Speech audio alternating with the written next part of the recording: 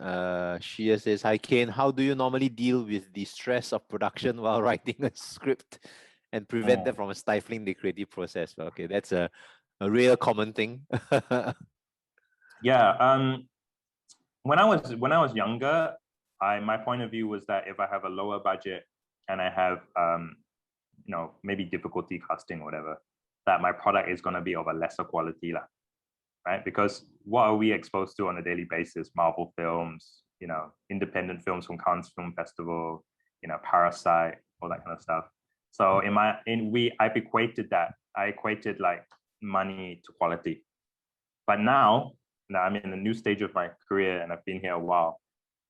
That constraint actually gives me freedom.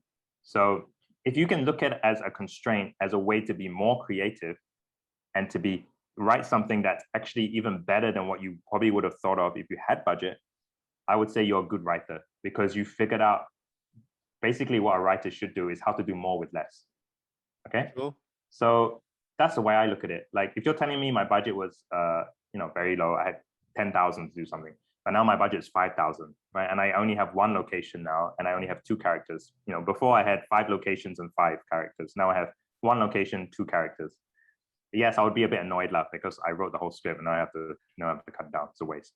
But this gives me an opportunity now to do something that I didn't do before, which is how can I create something even more exciting in 1 location with 2 characters and still have the effect of what I had before. So it's a mindset shift. Like that was what I would probably try to say to you. If you can make it work, for me, it's a challenge. Like I get kind of like, all right, like I get a bit annoyed at first, but after I'm just like, okay, let me tackle this because this is my job.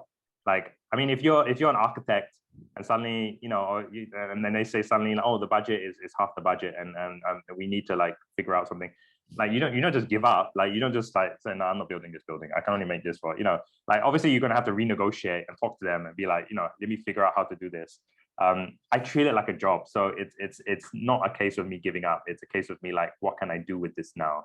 Adapting it, adapt to do it, and if you can do that and impress people still, people are going to call you more and they're going to give you more money and more jobs because you're an adaptable writer, and that's very, very valuable. Mm-hmm.